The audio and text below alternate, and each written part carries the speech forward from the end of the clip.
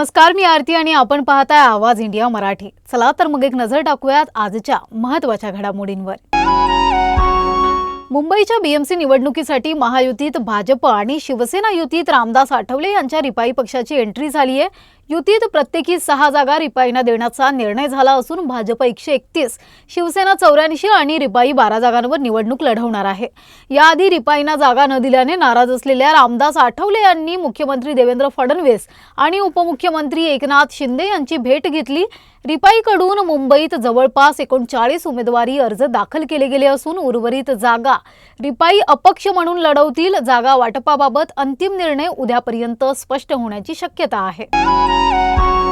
राज्यातील 29 महापालिका निवडणुका जोरात सुरू आहेत। उद्या उमेदवारी अर्ज मागे घेण्याचा शेवटचा दिवस असल्यामुळे राजकीय पक्ष बंडोबा आणि नाराज उमेदवारांना शांत करण्याचा प्रयत्न करत आहेत। मुंबई महापालिकेवर सर्वांचे लक्ष केंद्रित असून ठाकरे बंधू युती करून प्रचार सभांना 5 जानेवारीपासून सुरू करणार आहेत। या सभांमध्ये मुंबईसह राज्यभरातील राजकीय वातावरण ढवळून निघण्याची शक्यता आहे।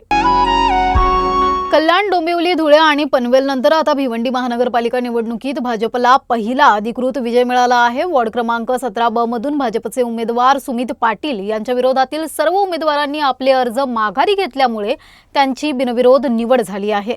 त्यांच्या या विजयामुळे भाजप कार्यकर्त्यांमध्ये उत्साहाचे वातावरण आहे। भिवंडी महापालिका निवडणुकीतील हा भाजपचा पहिलाच अधिकृत विजय ठरला असून आतापर्यंत विविध महापालिकांमध्ये भाजपने एकूण 7 बिनविरोध विजय मिळवल्याची माहिती समोर येते आहे। दरम्यान कल्याण, डोंबिवली महानगरपालिका निवडणुकीत भाजपने महायुतीच्या विजयाचा शुभारंभ केलाय।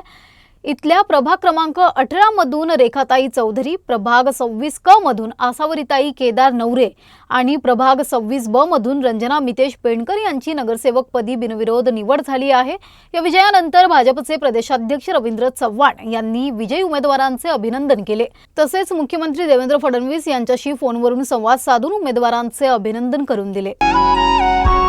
भाजपचे माजी मंत्री कृपाशंकर सिंह यांनी मीरा भाईंदरमधील उत्तर भारतीय समुदायाच्या कार्यक्रमात म्हटले की मुंबईत इतके उत्तर भारतीय नगरसेवक निवडून येतील की महानगरपालिकेचा महापौर उत्तर भारतीय असेल। या वक्तव्यावर शिवसेना आणि मनसे यांनी भाजपवर जोरदार टीका केली आहे।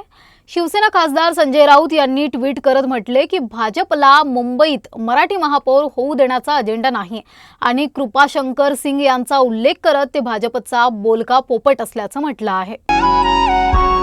आगामी महापालिका निवडणुकांच्या पार्श्वभूमीवर उत्तर भारतीय महापौर या विधानावरून राजकीय वाद पेटला आहे। भाजप नेते कृपाशंकर सिंग यांच्या वक्तव्याचा विरोधकांनी निषेध करत मराठी अस्मितेचा मुद्दा उपस्थित केला। यावर स्पष्टीकरण देताना कृपाशंकर सिंग यांनी मराठी भाषा ही केवळ भाषा नसून संस्कृती असल्याचे सांगत आपल्या मराठी प्रेमाची परीक्षा घेऊ नये असे स्पष्ट केले।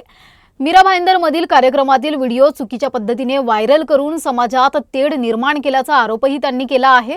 तसेच मुंबईचा महापौर मराठी आणि हिंदूच असावा ही पक्षाची भूमिका असल्याचे त्यांनी ठामपणे सांगितलं। कुलाबा मतदारसंघातील महापालिका निवडणुकीत भाजपच्या उमेदवार मकरंद नार्वेकर यांच्या नामनिर्देशन प्रक्रियेदरम्यान विरोधकांकडून धमकावल्याचे आरोप झाले आहेत। यावर विधानसभेचे अध्यक्ष राहुल नार्वेकर यांनी हे आरोप खोटे असल्याचे स्पष्ट केले। ते म्हणाले की कुलाबा मतदारसंघात कुठलीही बंडखोरी किंवा नाराजी नाही। सर्व उमेदवारांनी अर्ज भरला आहे आणि भाजपमध्ये पूर्ण सहमती आहे। राहुल नार्वेकरांनी शिवसेनेचे खासदार संजय राऊत यांच्यावर निशाणा साधत म्हटले की विरोधक पराजयाच्या स्थितीत बिनबुडाचे आरोप करत आहेत। त्यांनी निवडणूक प्रक्रियेत निष्पक्षतेने काम केले असल्याचे सांगितले। भाजपच्या उमेदवार हर्षिता नार्वेकर आणि मकरंद नार्वेकर यांनी पूर्वीपासून पक्षाची सेवा केली असून कार्यामुळे त्यांना पुन्हा उमेदवारी दिली आहे असे राहुल नार्वेकर यांनी म्हटले। पुणे महानगरपालिकेच्या वॉर्ड क्रमांक 2 साठी भाजपकडून उमेदवारी जाहीर झाल्यानंतर सोशल मीडियावर जोरदार टीका झाल्यानंतर पूजा जाधवने आपला अर्ज मागे घेतला। यानंतर पुण्यात पत्रकार परिषद घेऊन तिने आपली भूमिका स्पष्ट केली। तिने विरोधकांवर षडयंत्राचे आरोप करत स्वतःच्या परिस्थितीची बळी ठरल्याचे सांगितले। पत्रकार परिषदेत तिने म्हटले की मी स्वतः हिंदू आहे, हिंदुत्वासाठी काम करेल। आतापर्यंत झालेल्या चुका आहेत त्याबद्दल माफी मागते। जिथे भाजपला गरज आहे तिथे काम करणार आहे।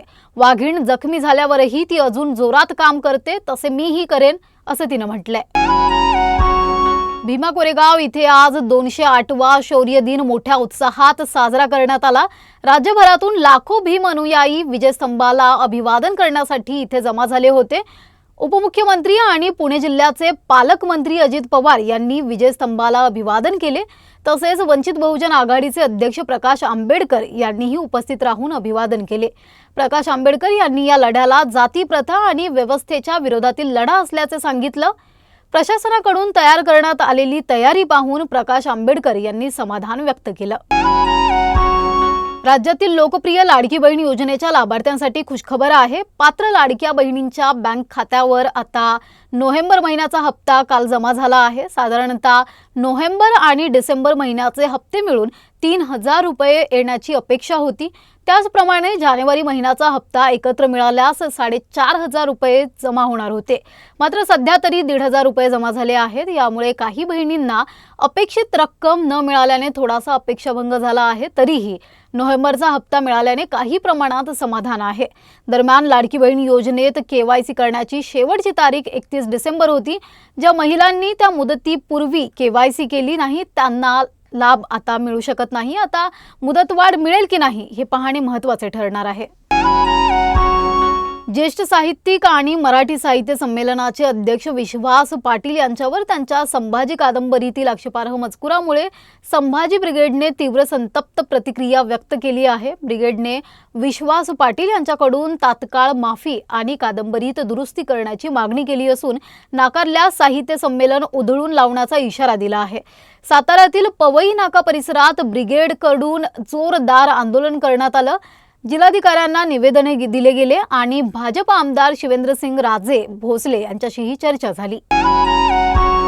नवीन वर्षाची सुरुवात आनंद, उत्साह आणि भक्तीने झाली। महाराष्ट्रातील अनेक मंदिरे भाविकांनी गजबजली। विदर्भातील शेगाव इथल्या श्री संत गजानन महाराजांच्या दर्शनासाठी देशभरातून लाखो भाविक आले।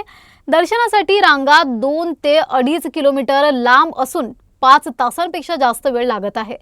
परळी वैद्यनाथ इथल्या 5वे ज्योतिर्लिंग वैद्यनाथ मंदिर तसेच नाशिक इथले मृत्युंजय महादेव मंदिरात भक्तिभावाने महापूजा आणि महाआरती करण्यात आली। चंद्रपूरमध्ये देवी महाकाली मंदिरात पहाटेपासून भाविकांनी दर्शन घेत नववर्षाची सुरुवात केली। नंदुरबार शहरातील शालेय विद्यार्थ्यांनी नववर्षाचे स्वागत अनोख्या पद्धतीने केले।